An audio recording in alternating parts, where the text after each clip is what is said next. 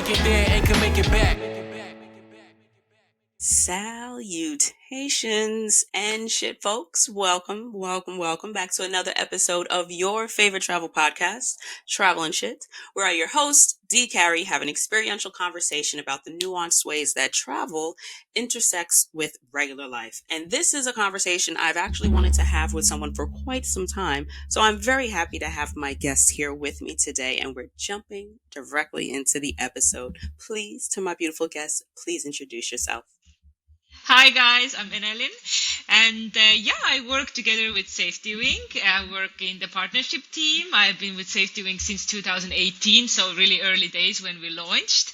And also, I'm the CEO and founder of Vivian Agency, so I do also affiliate and influencer marketing. We have a women-only remote agency, so I'm working in multiple fronts. You can ask me anything about traveling, as I'm a digital nomad myself as well. Now a little bit more domestic, but I have like a lot of experience in traveling as well. You can ask me anything about SafetyWing and also about influencer and affiliate marketing. Thank you, Enelin, for joining me today. So to start off, where are you located? I'm currently in Mexico, like the last nice. 2 weeks, and then I'm gonna head down to Europe for the summer. So how has your experience as a traveler kind of influenced your decisions as a business person, considering that you have the influencer hat and then you've got your insurance hat? How have those two things made sense for you to do based on your travel experience? Well, I have been working and traveling remotely for quite some time, like since 2015 or so. And like working and with having some different gigs, I landed in affiliate and influencer marketing, and then I started working with SafetyWing, and then that led me eventually into launching my own company as well. So guys, this is an episode about travel insurance. Should have started there. So for me, travel insurance I tend to be like a worst case scenario kind of person. I can think of a million ways for things to go wrong. So travel insurance has always kind of been one of those things that I've had in the back of my mind, but I don't always pull the trigger on it. My personal experience with insurance is generally, for the most part, like whatever the airline is going to sell to you, in terms of like protecting your flight and all that other kind of jazz. I'll generally throw a couple dollars at that if it's not going to like throw me over budget. But I've only purchased like traveler's insurance maybe 2 or 3 times, I think. And generally what my inclination is to purchase it if I know I'm going to be doing some wild shit. Like if I know I'm going to zip line out here, or if I know I'm going to swim with stingrays or mantas, or I'm going to be doing something that I wouldn't necessarily be able to use a first aid kit to patch up. That's generally where I'm thinking when I need to consider insurance. What are we thinking about, or what are we talking about when it comes to traveler's insurance? Like, what does it cover? What doesn't it cover? Who's it good for? That's what we're getting into today. So wherever you want to start, please dive in. Yeah, I think that you should think about it more as an everyday thing. Like if you have the budget to buy a plane ticket, then you should have the budget to have a travel medical insurance too. And there's a difference if you have only travel insurance or a medical, or it's a travel medical insurance. And it's a huge difference, because if you, like you mentioned, you throw in a couple of bucks just when you buy airline ticket. It's one thing, you maybe get covered, you most probably get covered if it gets cancelled, or there's a travel delay, or you lost your luggage, right? But these are little things, I would say. Big things are if something happens, let's say you go to Bali and you get the dengue fever and you are in hospital, that's a big thing. Or something really happens, or how many cases we have seen online, those people just, something bad happened, a motorbike accident, and then they're like raising money because they didn't have insurance. and then you're gonna like, yeah, you are in very bad situation. So that's the worst case scenarios. Or I mean, everyday stuff, like I mean, I had like a kitty infection, for example, or one time a taxi driver crashed the car. So things like that can happen, like really, like, pretty common, but you still Hmm. need help, right? And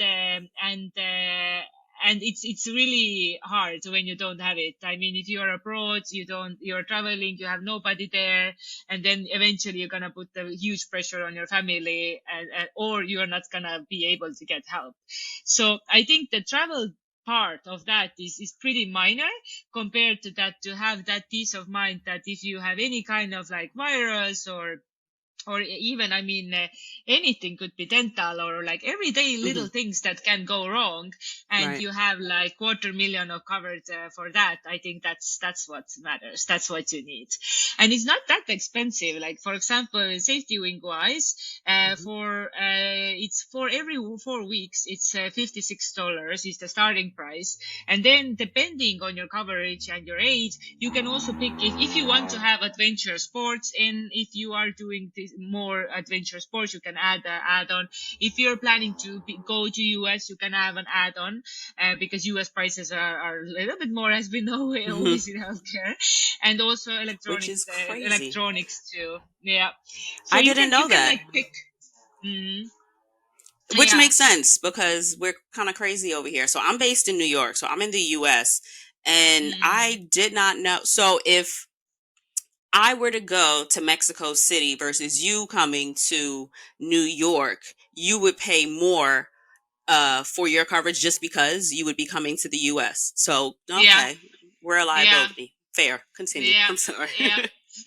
Absolutely, yeah, yeah, but with SafetyWing is a good thing. You can pay only for the date you are in the US, or if you travel Hmm. there, or you can pick, like, you can add like adventure sports or electronics. So those things are like separate. But the main coverage is more or less, 50, $60 for every 4 weeks. You can buy that subscription, which is very good. Like, if you're already traveling like today and you are like, oh my God, I don't have insurance, and Hmm. you're listening this, then the good thing is you Hmm. can buy it while already on traveling. So you can just sign up and it starts working. So that's a really good thing. And you can have it as a one-off. So like, you're like, okay, I'm on a trip until like the end of June, or you can have it as subscription and keep traveling, like many nomads do. And Hmm. yeah, it covers everything for emergencies. That's what's the most important. If something happens and you are hospitalized, or you have like a motor accident, or you have like injuries from leisure sports or activities, or something also like could happen at home, like somebody, maybe like somebody died in your family, you need to go Yeah. home, so that's the traveling part. Or if you get delayed over 12 hours, so it has Hmm. really like the worst case scenarios of like traveling, and health wise you are covered, so you can sleep at night, and so can your family, honestly. And it covers up to 250,000, Hmm. and but there's also important to know that there's some things that we don't cover, right? Like, for example, if it's a high risk or professional sports Okay. activity. So if you are a professional, like, let's say, biking professional, then, or something like that, paragliding, that is a professional level, then we don't Hmm. cover that, because those are like already specific other insurance products. Or if it's pre-existing condition, that's really common with most of the insurance products. I Right. mean, all of them, like a pre-existing condition. So you have to let that know when you sign up, and then there normally you can sign up for a specific one. If you have something already pre-existing, then you have to find a product that would cover that condition as already, or cancer treatment, or these kind of things. So those things are not covered for our travel medical insurance, for the nomad insurance products, though they are covered for nomad health, which is another type of product totally, that we need to talk Hmm. about separately. Okay. So, question. You mentioned like emergency and then something like planned coverages, right? So I didn't Mhm. even consider that because a lot of people will travel for medical tourism, right? Like if they're going to get dental work or if they're going to have cosmetic work or whatever medical necessity there is floating around for you. There, which makes sense, is a difference, I'm assuming, in the coverages that you would get, regardless of where you get it from. How do you differentiate those things, or how would you go about navigating the insurance? Because initially you stated there's a difference between, say, travel insurance and then Yeah, like your medical travel insurance. So to be clear, like the travel insurance is just going to cover delays in flight, luggage, and things like that. And that would be what the airline would give you, right? The airline's not covering you, say, for an injury or something that happens yeah. when you get to your destination. Okay, so that's clear.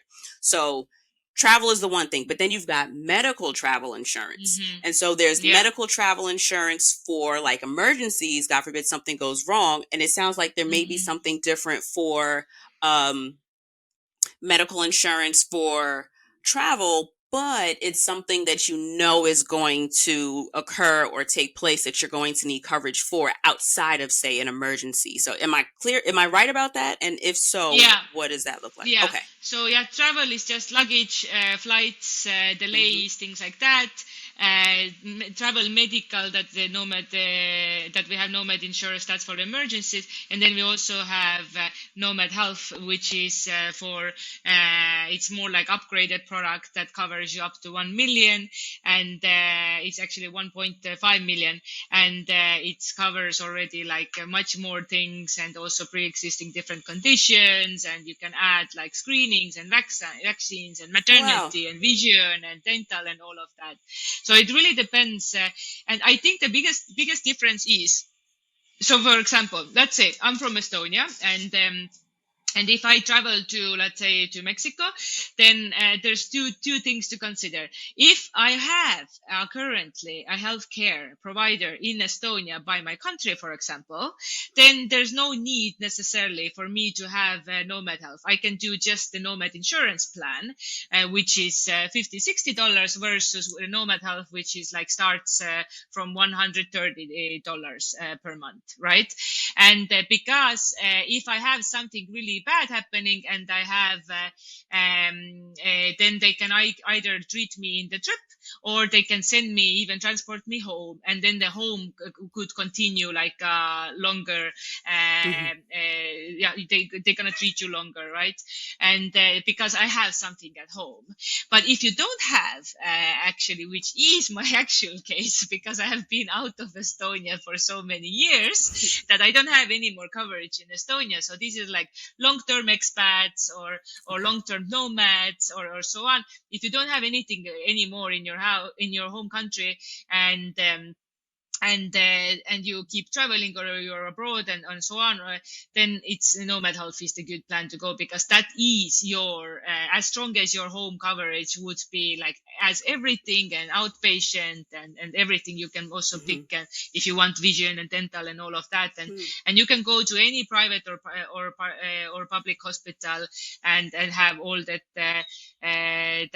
treatments and everything done. So it really depends, where do you stand? Do you have something at all, or you want something stronger? Also, like, what are your feelings about? Some people, they like to take more risks, some less, and so Yeah. on.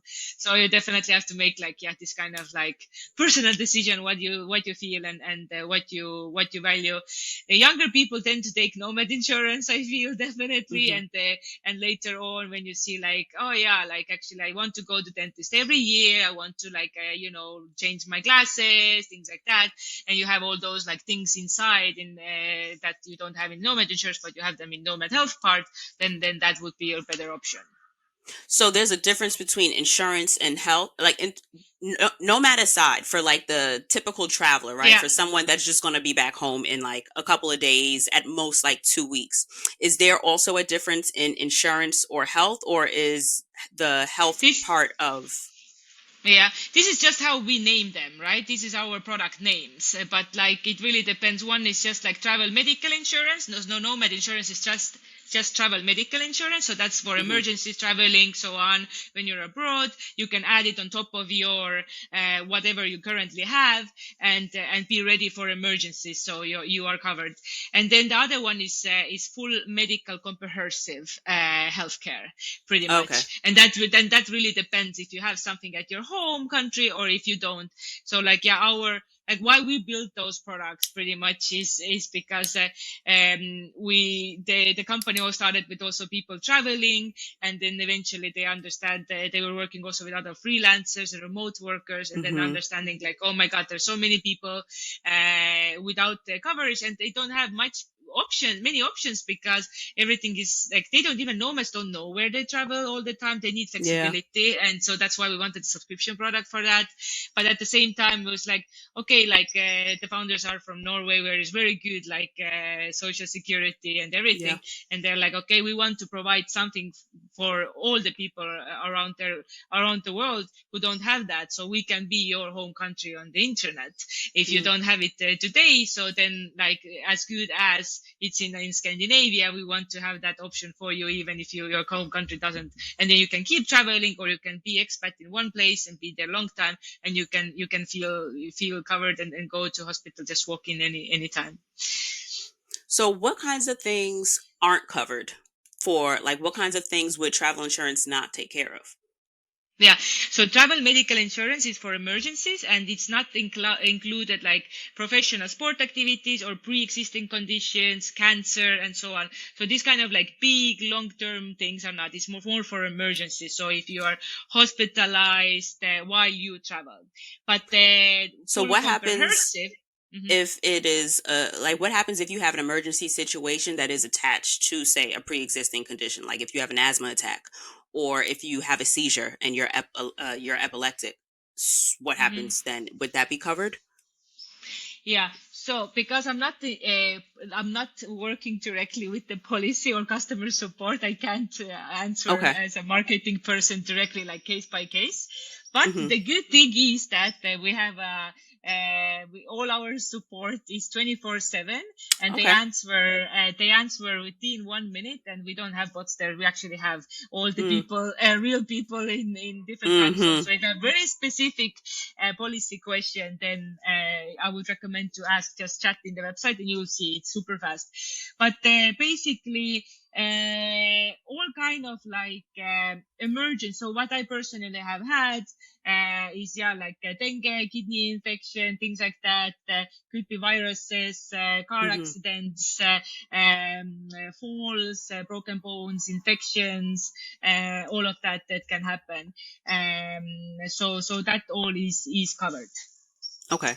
Yeah. So, what types of people are generally in the market for insurance plans when they're traveling, right? I know you'd mentioned that younger people are more willing to take risks, but does that necessarily mean that only the 18 to, say, 25 demographic is, you know, in line to really want to get insurance, or is it that the in betweens, the 30s to 50s or the 30s to 55 should get insurance as well? Because honestly, emergency, right? So you would think that everybody would see themselves in that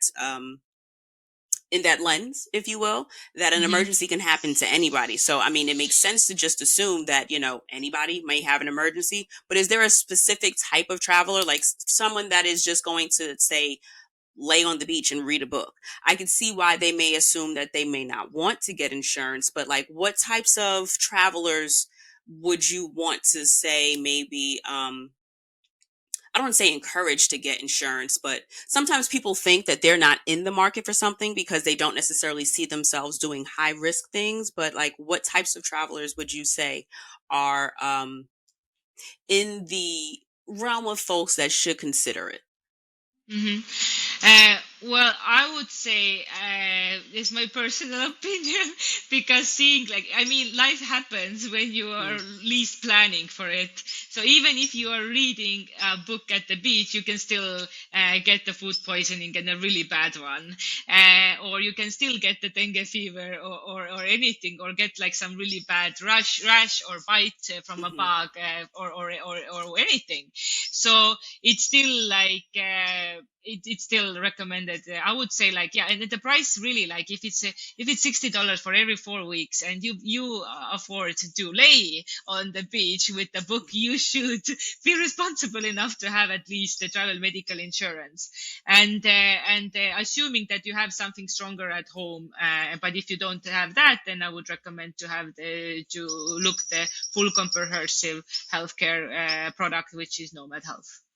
So, excuse me, the full comprehensive that you mentioned, is that something Hmm. that people can also purchase short term? And this is specifically with SafetyWing. You can't speak to Hmm. Yeah, Assurance or Alliance or that Red Top or Blue Sky or anything insurance. But with yeah, SafetyWing, is that something that you can purchase for short term also if you yeah. knew you were going That's a real for medical? Yeah, that's a really good question. So nomad insurance can be like short times, subscription can cancel anytime. Nomad health is a 1 year contract. Okay. So that's why it's more for like people who are actually abroad, or really like are full-time nomads. Or are Hmm. in a country where they don't have a good public healthcare, and they choose to go on private. So, okay, so that's an interesting spin. What if you live in your home country but don't have insurance? You have no intentions of using the insurance abroad, but more so in your home country. Is that something that is available to people? Is that an option? Yeah, but the US has different rules. So like Hmm. US, if you are American living in US, then no. But Hmm. you are covered with Nomad Health, more than 175 countries, including full coverage in your home country. Except for the United States, Yeah, which there's difference in that. burn. Yeah, they just love us so Just much move to here. Mexico. Just move Right. to Mexico. So, what what is the best gauge to know what type of insurance is best for us, right? Like you mentioned that there are different tiers to coverage. How would you suggest someone make the best decision? Like what tier is going to be good for them? Like if they're going to go on a trip, say for example, I'm going to Mexico and I know that I'm going to do some swimming. I know that I'm going to do maybe like some ATF riding and shits and gigs, let's do a boat trip or something like that. So I can't really say that I'm doing, and definitely nothing professional level, but I'm going to have a good time. I'm going to be active. I'm hiking, I'm swimming, and all the above, right? But I don't know, like, do I need tier one? Is it like, what are the tiers in terms of the medical travel insurance? Not the nomad insurance, but like just the medical insurance for somebody that's just visiting a country for a short stay, per se. So my question back is, do you have something in your home country as well already, or no? Not at all. So that's a tricky question, right? So I do have insurance through my job. However, Then say that's my good. partner doesn't. However, I don't think my insurance covers me abroad. I don't, that's something that Yeah. honestly I don't know. So I'm paying these people all yeah, this money and don't know, but if you have something already that you have a coverage in your home country, then it would make sense for you to go with Nomad Insurance for your trip to Mexico and have a good time. and then, Yeah. but are there, in terms of nomad insurance, does it, is there like one tier to it or does it cover like all types of activities or all types of, because then I've also seen insurance that covers certain Hmm. activities. And then you have Hmm. other insurance that just covers for like certain injuries or certain emergencies. Can you speak to how the different plans or tiers may work Yeah. in a company that offers tiers within a Hmm. plan, but not necessarily by emergency? Like, I can't really say what's going to happen to me, Hmm. right? Like, I don't want to say I'm Yeah. only going to buy coverage for infections and not like broken Yeah. bones. Yeah. Yeah, so like most common injuries from leisure, sports, and activities is covered to 250,000 with Nomad Insurance, and then you have like other categories like motor accidents is Hmm. covered also up to 250, but you have to be properly licensed. So in case you are driving the boat Okay. and you don't have the skipper's license, then we can't cover you if you're gonna crash another another boat and you're gonna like Okay. have a broken bone. If you do Oh, so have does property uh, damage included in that? Like, say you did like rent something, right? Like, say you rented a moped or you rented a mm, car or something. Is car no, insurance included? Okay. no, it's travel medical, so it's only connected with your luggage. If you lose it by with the airline, or it's delayed, or things like that, or with your health. But then the other, like the tiers wise, you can have add-ons. So Okay. there is an add-on for adventure sports. So that's like extends the list of covered sports to include activities like that are more risky. So kite surfing, parachuting, paragliding, even Mhm. skydiving, and Mhm. so on. So if you are planning to do those things, you can just like with a little tick put it like on your just buy it extra there. This kind of just like adds up a little bit, and that's it. It doesn't add. It adds like really like for 4 weeks, like maybe like a $10. So if you know Okay. like okay, I'm planning to try paragliding whatnot, you can it just add that. Or you could have also electronics. So you can cover your electronics like laptops, tablets, cameras Oh, up to cool. 1,000. So if you're a content creator, for example, or so on, and it gets stolen or so on, so it's a yearly limit. There's a 3,000 per policy. But yeah, you can get like your, if you're like okay, like I'm taking my expensive camera too, and then you just like add on, and it's like if you want, right? So that's possible. And so yeah, do we have like those add-ons like adventure sports, electronics, and US coverage? What's the US coverage part? Like, if you're coming to the US, there's a specific Mm-hmm. add-on that is so nuts. Yeah. So There's a for example, if specific I coverage. yeah, and it's that's gonna raise the price. So let's say for 4 weeks, if I'll come to US, if I'm gonna come to visit you in New York for 4 weeks, otherwise it would be 56. But together with the US coverage, it will be more than 100. So that's Are you that. serious? So it's like double the price just to come to the States? So Yeah. y'all really risk it all to come to see this Big Apple, huh? Okay. I mean, I get the appeal of New York. I live here. I do love my city in a special way, but not in the same way that I think everybody else loves New York. That's fair. I think a lot of people feel differently about their hometown than people that are visiting. Mm. So how would you say that Safety Wing specifically differs from other companies that offer insurance? Yeah, I think what our goal is to really build products that people really really love, and they would tell about their friends and family about. And this is like really that we are working towards every day. And we want to make products that are innovative and easy to use. So that's why we built the Nomad insurance for digital nomads, for example, to be flexible and to work as a subscription that wasn't really out there before us, and to have those different, you can pick your add-ons or you can cancel anytime. And also you don't have to tell us like if you are like a true nomad and you're like going to travel in Southeast Asia, and like you don't have to report. I remember before SafetyWing, when I was traveling, I would be like, to my insurance in Estonia, I would have to say like, okay, I'm going to this country, this type, like all of that. Well, with us, you don't. Like you just say where the Hmm. first country you go, and then it works subscription, and because we know your lifestyle, we know you're Yeah. flexible, and all that. So that's definitely something that makes us special, and we're working towards to have really fast claim time to make everything very easy. It's like really the claim process should work like Google Docs, Google Form. You just fill everything in. It's easy, it's intuitive, and so on. Not like you start to send like really crazy long forms Hmm. and to make it complicated. So our goal is to make it easy, make it clear, and also to have that how we also present our product. Like we don't want to use those like very hard or insurance related words, but we really like to translate everything for you that you would understand. And also we put a lot of effort into our customer service, so it would be really really fast. And really I can Hmm. encourage you to ask like any question on the website. You'll see like there's always somebody out there, and multiple people in different time zones. It's a huge team, highly trained, who are able to answer all your questions, and they do answer with less than a minute. So, in terms of the payment, like God forbid something does go wrong, right? Is it that you'll be reimbursed for it? I assume that that's how insurance works. You have to pay upfront essentially, but Yeah. then it gets covered. So, it's not like a magic cure all. You still got to figure it out on your own. It's just that you know that somehow you'll get it back. With the more expensive product with Nomad Health, though, if you have a scheduled thing, let's say like we have a maternity add-on and you know you're gonna give birth, you can make a deal directly already and schedule it ahead. Or you say like, oh, I have this like, I don't know, I need to run like a lot of tests, something is wrong, or Okay. you know you're gonna go to dental and you need to do like you have something going on plus cleaning you can schedule that ahead of time, at least 3 days. I think it was 3 to 5 days.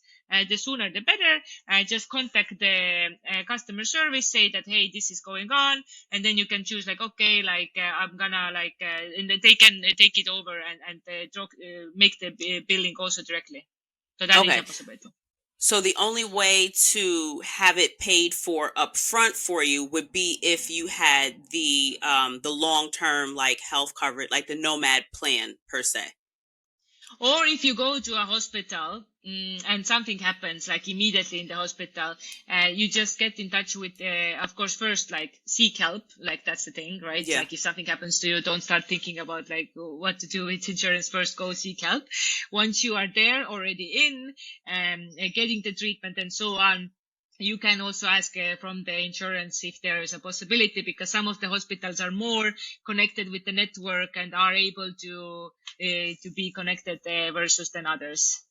Okay, that's an interesting little caveat there. Depending on what it is that needs to be done, it may be something that essentially that can be paid for by the insurance provider as opposed to you. And is that with the Nomad? Now, for ease of keeping the plan straight, let's refer to the nomad insurance as like the long term plan, like the medical, I'm going to go here for a Yeah, surgery, or I'm a digital nomad and I'm hopping around, versus just like travel insurance. So, in yeah. terms of the hospital possibly being in network and paying upfront, is that a service that is available to both To types of Nomad Health. consumers of the plan? Okay, so For that's I have personally used it only with the Nomad Health, and okay. normally with the but you can also like if there's just if you are not sure, then also reach out to customer support, even from your phone. It's really really simple.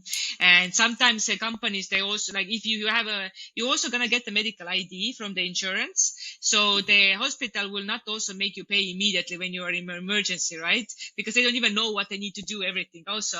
But you Okay. can show like in your profile, you can access that. You have this nice ID that you can print out and put it in your wallet, whatever, or just have it in your phone ready to go, and you can show that yes, I have covered. And so then that's normally how it is, because it's not like yeah, normally they will help you first and then Okay. deal with yeah, like ideas that they ask. And if you're like, do you have insurance, and you say yes and you can show that, it's normally like they take you in Okay. if you have active So policy. So it's worth shooting your shot on both ends, even if you're not doing the year contract, long term. I'm a digital nomad.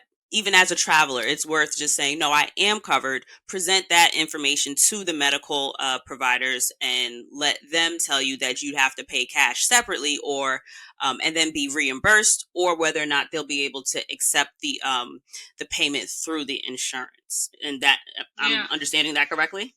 yeah, yeah. Excellent. Okay. Yeah, that's what Are I would personally also do, definitely. And if I can, I would schedule ahead. If it's emergency, if it's small thing, I would pay out of pocket.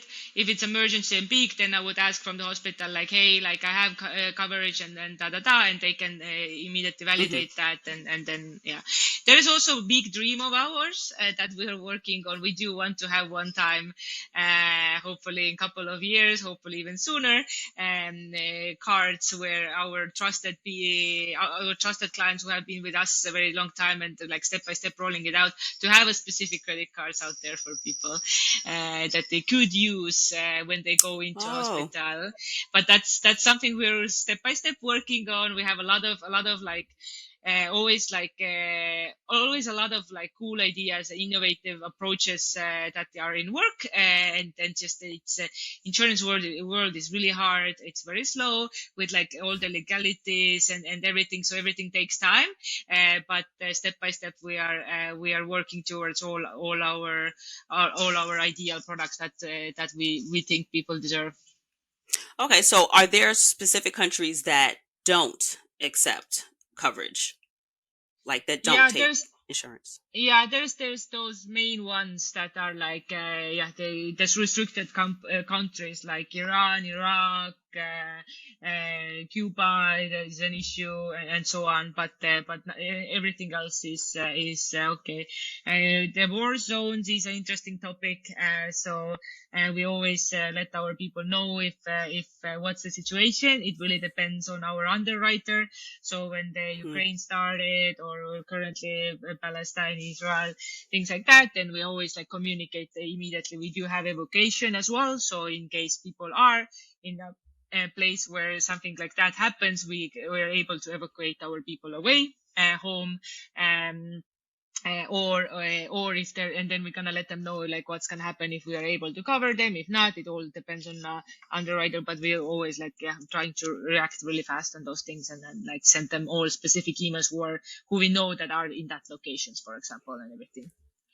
That is a very interesting segment. So, if for whatever reason, whether it be shits and gigs, personal, familial work, right, you find yourself in a country where there is some sort of unrest, whatever the cause may be, does the insurance cover evacuation? Does the Hmm. insurance cover like an emergency flight per se? Like I need to leave now for my own personal safety, like war is ticked up or there have been new bombings in the area. Like is that something that's covered? Like even if when you go, there's nothing going on, right? And then all of a sudden they're what I don't remember what that movie is with man, the one with the nose.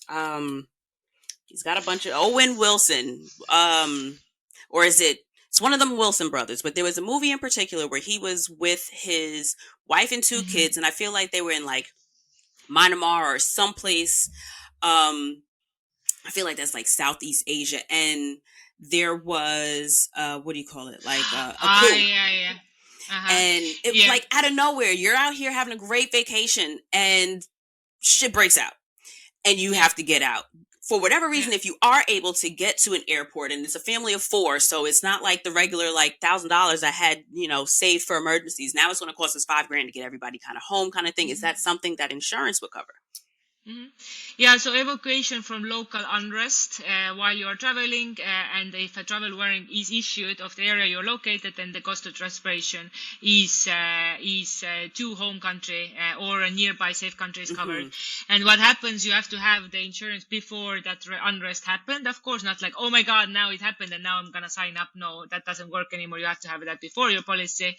And there wasn't like a travel warning there that like don't go there, but then you still went, right? So it's Copy. really like like let's say Ukraine, like 2 years ago in February, it was all calm, and then they entered the country and that happened, right? Like, or things like that.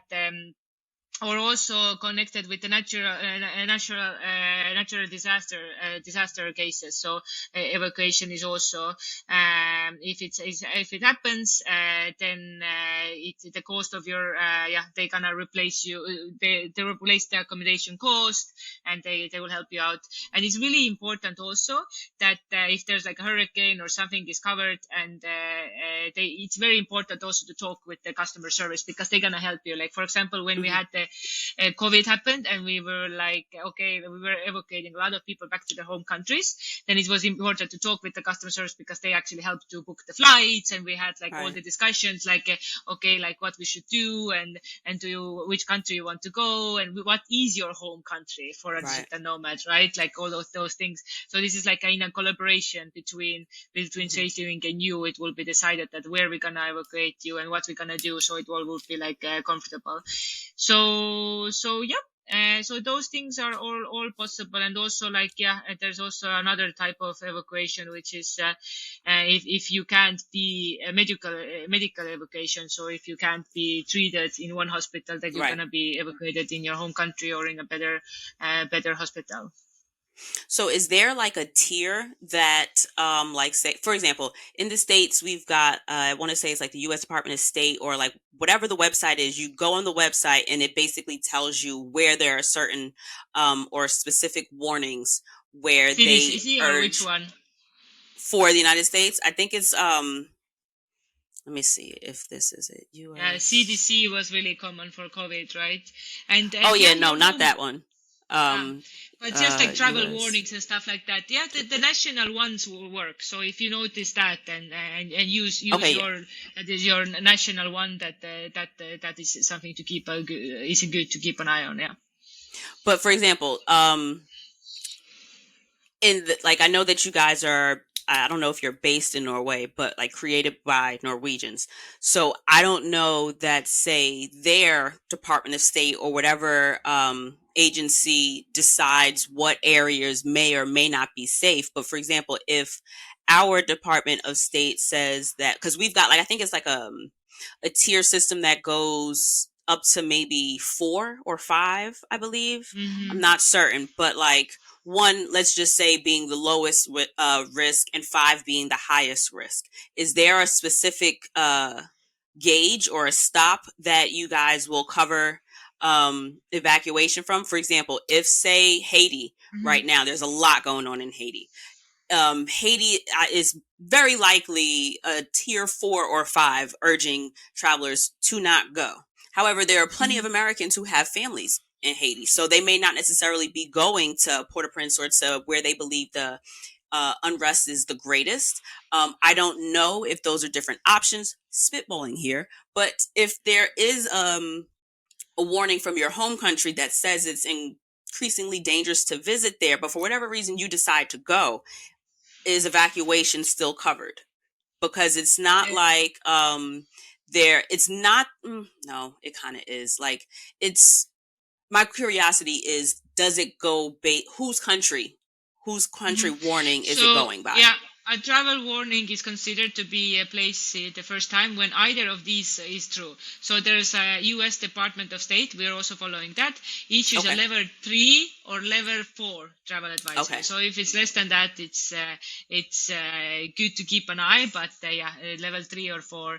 And then there is the Foreign Commonwealth and Development Office advises against travel to destination. So they have either like against, Hmm. like they have a specific list. So Right. those two are pretty much that we follow together with our underwriters. So if it's a level 3 or 4 destination, Hmm. then the evacuation wouldn't be covered. But if it's Yeah. 2 or lower, so 1 or 2, you're good. But if okay, so that's Yeah. something to consider. So it, It it's sounds yeah, and great. it's really like it's really this goes back to the same logic. It's the travel medical is for really like emergence that you Hmm. can't unsee. But if you see that there's some already going on and you still decide to go, it Right. falls to the same logic like pre-existing condition, right?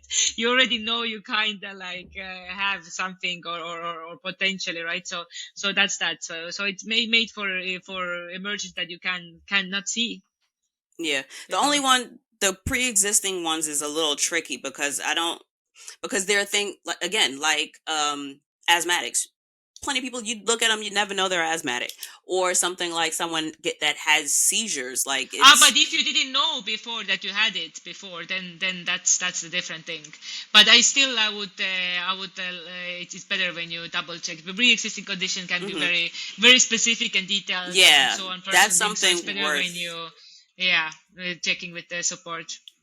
that's something to be considered because asthma is like one of the most common pre-existing conditions that I personally could think of. Outside of like, a ton of other things that aren't necessarily Yeah. So immediately there's dangerous. very yeah, so it's very important also that pre-existing illness or injury is not covered in general, but Hmm. emergency treatment of a pre-existing illness or injury is covered. So if like we like so that's really important. So it's like let's say pre-existing, like let's say like I already know I have that, and now I'm gonna go to trip to Mexico, and then I'm gonna say, oh, this happened here and please help me. Well, that's the pre-existing condition that you actually knew, and if it's not an emergency. But if you go to Mexico and you didn't know that you have that issue and you are traveling and then something happens, then that maybe it was, yes, you already had that long time Hmm. but you didn't know, then that's we still will still cover. So there's those things, right? So it's again the same logic. It's an emergency, it happened, you didn't know, you couldn't Hmm. see it, you didn't see it coming. So emergency treatment of a pre-existing illness or injury is covered, but there's a Okay. lot of things to like still to go over. So yeah, it's a complicated one.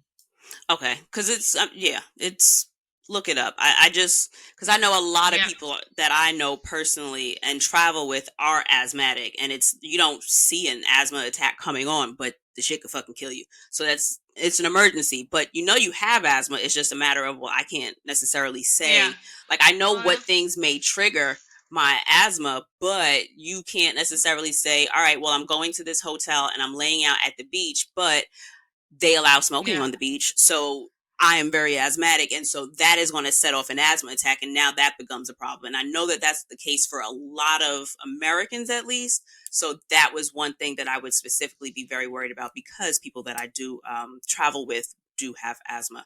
Mhm. I know you guys have remote retirement options or you have a remote retirement So plan. That was yeah, intriguing. What is that? so we don't have it yet, but Okay. it's something we are working on. That's another Hmm. our dream product that is in works. It's Hmm. also very complicated to, and there has been already long time when we have been talking about it. But basically, what we are trying to do is to have a retirement product, because we see that. Many people who are expats and nomads and so on, they live their life day by day. They don't maybe necessarily, as they don't have countries social benefits anymore, they're out of their home country, they don't have that pension or something funds running on the back. So we need to figure out like what's going to happen with us then later when we want to retire, and that's where SafetyWing comes in with the retirement plan. So this is a little bit early to talk about because we're still really working on it. But the idea, what we want to do, is to, in a nutshell, is to build up a program and a product for people who want to save up for the future, and also to educate people that it's a good thing to do and necessary thing to do, and there is an option even for you, even if you don't have your home country option available. And ideally, what we want is that there would be a flexibility for freelancers where maybe in 1 month you make more, you can save more, another month maybe less. Like a lot of freelancers, they don't have like really stable income and things like that. So there's a lot of discussion, a lot of work in the back end happening right now, and how it all should be done. So, but yeah, hopefully it's now in couple years when we Hmm. when we have that product. And that's also one big part of our full dream, where we want to really be the home country of for all the people around there in the internet. So they would have healthcare with us, they would have pension, remote retirement with us, they would have disability insurance, they would have maternity leave with us, everything. So our goal is to really build up this kind of like remote healthcare system for everyone out there. And you brought me to my final question for you because travel is a lot more than vacation. And I like to remind the listeners Mhm. every week. And one of the topics that we've covered numerous episodes now, I think we've done maybe two or three different episodes where it's at least come up, and that's been maternity and fertility.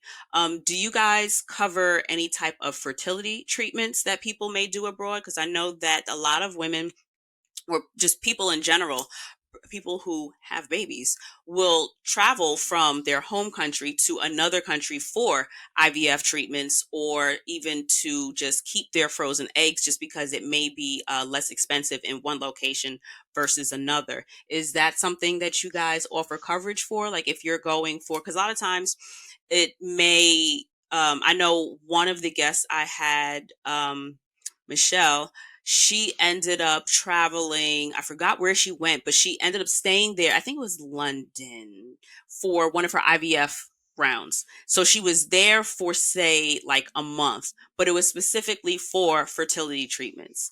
Is that something that you guys offer where it's like, yeah, I'm going on a vacation, but this is especially what it's for, or specifically what I'm going for? And outside of even fertility, what if someone wanted to go abroad for their delivery? I Hmm. guess, what do you call that? Experience or whatever. Is that something that is available to people to purchase? Yeah, so we have the whole like maternity is a add-on for Hmm. Nomad Health that you can add if you want. Definitely, like for giving birth, there is like a 10-month wait period. So you can't be like, oh my God, I'm gonna give birth now in 2 weeks, so I'm gonna sign up, right? So the 10-month thing is there, and then it should be all good because you can go to any hospital around the world, public or private, and it's up to $4,500. In Mexico, it's around a couple $1,000 in a private hospital, so it definitely covers it, and it's Okay. really good service. So the fertility, I can't say 100%. I'm like going through the policy while we speak, but I have too little information to say about that. So I would check in quickly with the customer support and check there. Yeah. So overall, so it sounds like as long as you were willing to pay for the coverage, you could go wherever you wanted to go. But it sounds like there's a cap. You said it covers up to like $4,000. 4,500. Yeah. Okay. So you would have to find wherever you can have a Yeah. baby for that cost. But if that were on your short list of things to do, like if you did not want to have your baby, or even if, again, you were a digital nomad, regardless of where you fall on the travel spectrum, as long as you're willing to pay for the coverage for the prior 10 months, like you commit to, say, that year's worth of coverage, it sounds like wherever you would decide to go that would meet or fall under the $4,500 cap, you'd be good to go in, correct? Yeah. Okay, so that's worth a consideration. Also, it's worth looking into in terms of fertility treatments. It sounds like it's something that you guys may offer. It's just to clarify, you just don't have specifics, or is it something that you just Mm. don't? You're not sure that fertility is covered. I'm not sure. I Okay, cannot answer because I don't know that by heart. I okay, did write the customer support, and they are texting me back now. So if you hold a minute, then I can get you an answer. okay. So, what I will ask while you're waiting on that, before we go, you mentioned that you've used travel experience. Did you use it with SafetyWing, or did you use it with someone else? And like, how did that work out for you? For currently, I have been, because when I traveled mostly, then I was with Nomad Insurance, and Hmm. now because I'm mostly in Mexico, then I don't have anything in Estonia anymore, so now I have the Nomad Health, and I Okay. just got an answer, and this is how fast it is. Fertility related treatments are excluded with Nomad Health. Okay. Yeah. Okay, good to know. But maternity, good to go as long as you're committing to like that full year, right? Yeah, Okay. it says yeah, maternity. It's though members pay 20%, so there is this outpatient thing, and then Hmm. 10 months waiting period. Yeah. Okay, so 20, so is I would assume that So the the value 20%. could be more, and we pay out up to 4,500. Okay. So the max that you guys are going to pay is 4,500. Yeah, you're always required to pay 20% of whatever the total is, and your total to not to exceed 4,500. Okay, so give or take, yeah, if it could be a couple more, but at most you can expect that they'll take at least a 4,500 chunk out of it as long as you've covered your 20. Give or take, you run the numbers. That's not too terrible. It costs way more to yeah. have a baby in the States. I know that for sure. Yes, But yes, for to wrap sure. back up to the last question, what was your experience like with using travel insurance? How difficult was it? How easy was it? How quickly did it take to get your reimbursement? What was that like? Yeah, for me, I actually even wrote like a little article about it. It should be somewhere out there with screenshots and everything. But yeah, it was easy, just filling in the form, you have to make sure that you save all your receipts and checks and everything, right? So you have everything in place that you don't lose anything immediately. Just take a photo of them Hmm. immediately when you get them, right? Like otherwise you're like, oh, where I put that paper? Well, that's otherwise it's complicated. And you would have like a report also from the doctor. So what happened, that they say, yeah, Okay. this happened, and boom, boom, boom, write everything. So it will be clear. And also if you buy the medications later on, that you don't forget to take the receipt. And you just describe it. It's fairly easy. And then if you have any kind of questions, you don't know what to answer, you can again tell Hmm. you, ask customer support. It's really fast. And then you just send it to our way. And then generally it depends. Nomad Health will take like 5 to 7 days. Okay. Is we are pretty fast already. And with the Nomad insurance, it can take up to 30 days, but we are lowering that like Okay. intensively really a lot now as well. We're trying to get it now much faster, even couple of weeks, but we still, it depends on the volume. Okay. Still reasonable expectation. Yeah, yeah, Enelin, thank you definitely. so much for joining me. Is there a central place where we can find you guys? How do we support you? How do we get more information about Safety Wing? Yeah, just go and check out. We just launched a new website too. It looks really nice. So safetywing.com. And me, you can find me also in LinkedIn, Enelin Tonava, and my agency, vivianagency.com. Evelyn and Enelin, thank you so much for joining me. Much appreciate your wealth of information, and I will see you guys next week. Bye.